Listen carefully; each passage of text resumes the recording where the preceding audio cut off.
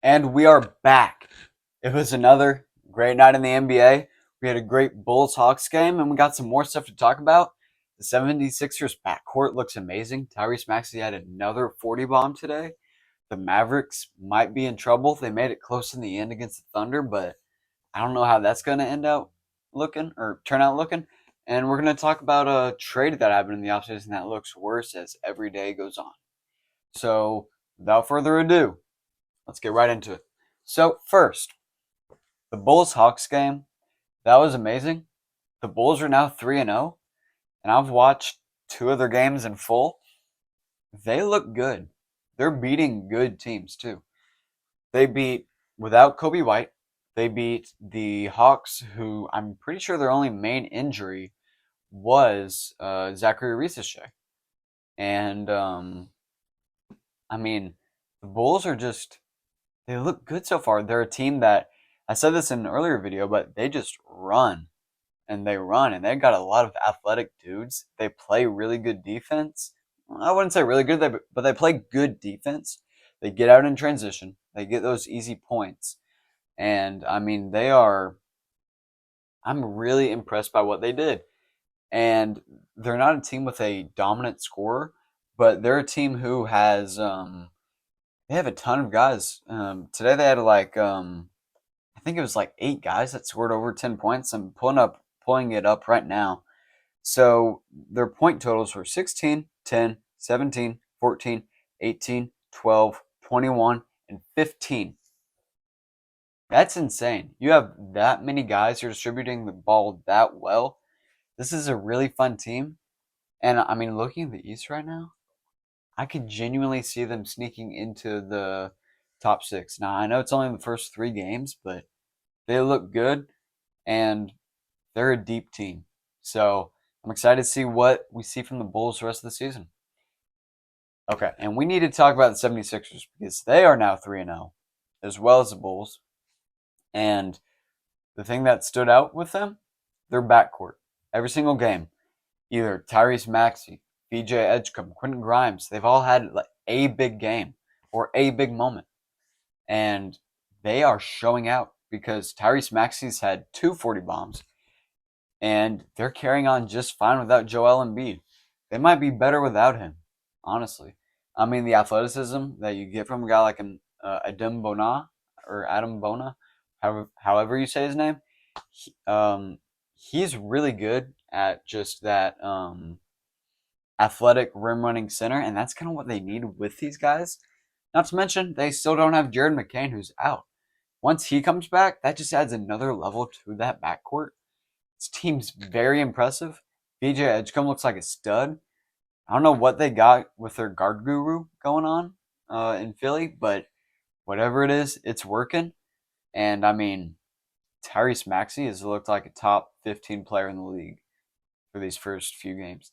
Would not be surprised at all if he sneaks into the All NBA. I don't even call it sneaking in at this point. I kind of expect it because he is the lead guy. He's the number one on that team now because you just can't count on Embiid. And he is single handedly like making things happen for them. All right, next up, the Pelicans trade that they made on draft day for Derek Queen looks worse and worse every day. They fell to 0-3 today, and the Bucks are 1-2. The Bucks can't do anything despite Giannis doing incredible things. We talked about that last night. And the Pelicans, they just can't pull it out. I mean, they're competitive in a lot of these games, but I don't know, man. It's just I like the guys, I like the players on the team. It just doesn't fit together. I don't think the puzzle pieces go together. It's a really pretty puzzle, but you're missing like 25% of it, and the rest they're jumbled together, and you can't tell what it is. I can't say I've loved the Jordan Poole minutes so far this season. I think it's probably an upgrade over CJ McCollum, but you just got a lot of pieces in there. Like I don't know, like the front court of Eve Misi, Derek Queen, Zion, Kevon Looney. I don't know who's super scared of that. I don't think those guys complement each other tremendously well. I kind of like what I've seen from Derek Queen so far on the offensive end. He hasn't looked great on the defensive end, but we knew that coming in. And then the rest of their guys, I mean, Trey Murphy's really good, but I mean, he doesn't really fit with Jordan Poole. And then you throw in some other pieces on there like Herb Jones, Jose Alvarado, Jordan Hawkins, a lot of really good guys, but I just don't know where this goes. I don't know what the plan is, and I haven't loved the coaching by Willie Green. I don't think he's really formulated that great of a game plan for these guys, and I mean they're gonna need design to play more, which he didn't tonight, and they could feel it. So that's my take on the Pelicans, and Atlanta might get a top 10, 7 pick because they get the best of that Milwaukee, New Orleans.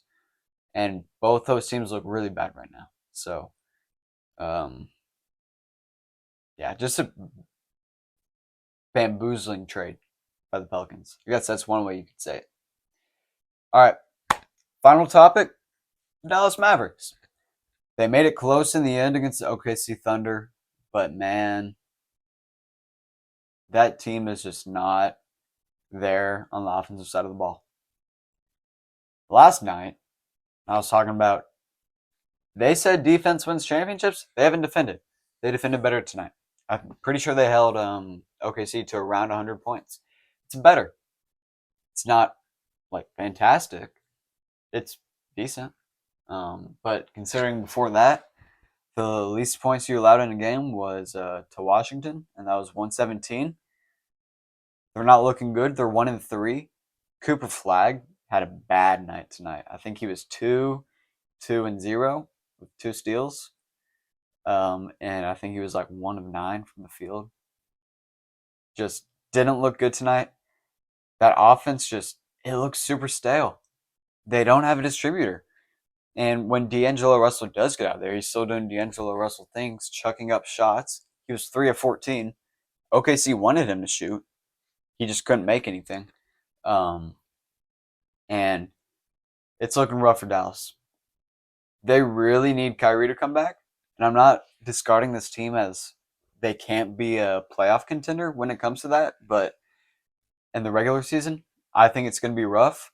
And I think we need to see something a lot more from these guys. All right. That's all I have tonight.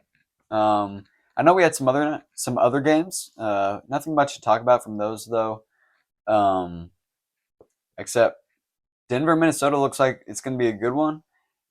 Phoenix, Utah was good. Utah got out to like a 25-5 run in the first bit of play, and then the Suns crawled back, and then the Jazz have just held on since then, and they won. But yeah, it was a good night.